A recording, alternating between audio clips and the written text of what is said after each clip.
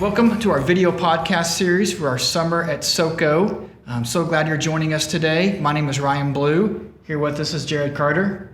Jared, thanks for joining us. Yeah, as always. Jared, you're here today because yesterday we talked through John chapter 6 as we continue to go through our series on John. So can you just give me a quick recap of John chapter 6? Absolutely. So we know in John chapter 6, a big miracle happens where Jesus feeds a multitude of people with loaves of bread and fishes. And I got made fun of because I said fishes yesterday, but it says fishes in the Bible. So I'm going to keep saying fishes.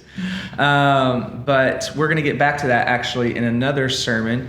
But then Jesus walks on water across the lake, and the people knew that he didn't get in the boat, so they were wondering how he got across. So they wake up, they're looking for him, and he kind of draws this crowd back in as he's speaking to them, as they're asking questions. And this is where we get Jesus basically saying, hey, I am the bread of life. I am everything that you need. And the question they're asking him is, well, hey, how did you get over here? And then they say, they're wanting more signs. And what does he say back to them? Yeah, he said, you're not here because of the sign. You're here because I fed you and you had your fill, and I fed you with the bread and the fishes. And that's where he keeps on going and claims who he is in that scripture. And that's where we get the phrase, I am the bread of life. But he takes that bread as a metaphor and kind of runs with it, kind of coming off the feeding.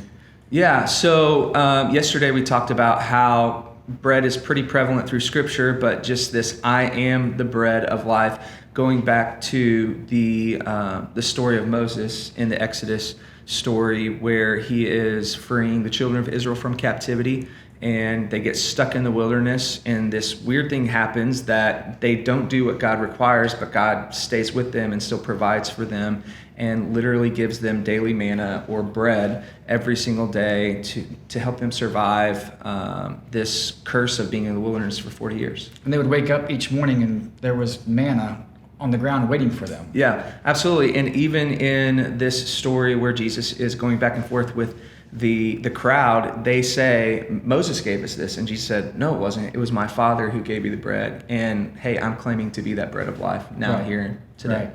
So bread being a metaphor for some sustenance. Yeah. Like it's what you need to live. Yeah, it's the source, it's the sustenance. Yeah. And Jesus saying, I am the bread of life, he's saying, which was your first point yesterday, Jesus is the source of my life. Right. And he's making that statement, I am the source of your life.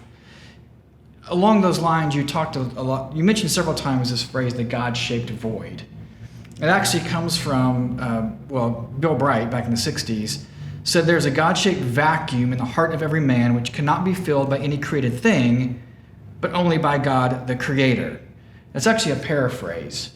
The original quote is Blaise Pascal from 1670. He was a mathematician, philosopher, and it's very heady, but there's a lot packed in here. He says, what else does this craving and this helplessness proclaim, but there was once in man a true happiness, of which all that now remains is the empty print and trace. This he tries in vain to fill with everything around him, seeking in things that are not there, the help he cannot find in those that are. Though none can help, since this infinite abyss can be filled only with an infinite and immutable object, in other words, God himself. So that's where the origin of that God-shaped void phrase comes from, that we all have this innate emptiness that we're seeking to create, we're seeking to fill. Yeah, and I think that's what we were trying to say yesterday is there is that void, and like these quotes say that Jesus is the source of that happiness and joy, but so many times we try to fill it with other things. And that was very similar to the point Ben McLean made in his message and yours yesterday, is that we're always looking for something to fill that void other than God. Yeah, and I don't know, this is something that was unintended, but it's kind of been a theme for the last couple of weeks with Pastor Brad talking about where are we digging our wells. There's wells that are blessing, but they can become bondage if that becomes our focus. And the same thing with Ben when he did such a great job of saying, hey, we try to put something between us and God, and that makes us check the box and say, hey, we're better than we were, instead of gazing into the eyes of Jesus and saying, hey, I want your will for my life. Sure. So I think maybe a great question that community groups could wrestle with this week and discuss is like, what are you trying to fill that God-shaped void with? What is that something, that one thing you're going to instead of going to God? Yeah, and I think that's a great question. And when you hear that in a room of 500 people, that's something that you take internally and wrestle with. But when you ask that question in a community group, now it's not some theoretical thing. Now we're putting actual things on a paper that we might struggle with in our daily life. And whether it's, hey, I spend too much of my job because that's where my source comes from, or my relationships, or any other, I say, addiction, or any other thing that we might have in life. That's a really good thing to discuss with your community group. And learning that when we share, we realize we're not alone. Right. Okay, so you'd made the point, Jesus is the source of my life. What does that actually mean? Let's get really practical here. You say, Jesus is the source of my life. What does that mean? Yeah, I think the very first thing, and what I tried to convey, the biggest thing, is just our covenant relationship with him, our salvation. He is the source of our salvation.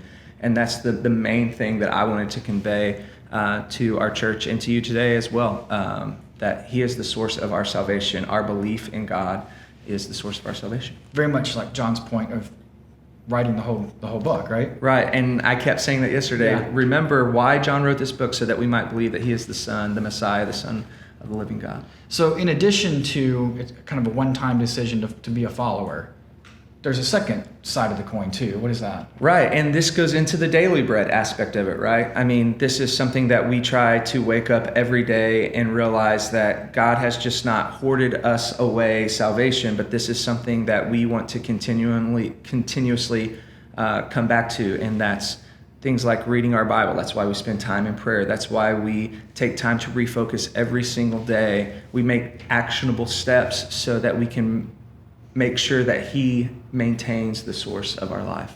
Which was a reference back, you said, to the Lord's Prayer, give us this day our daily bread. Right.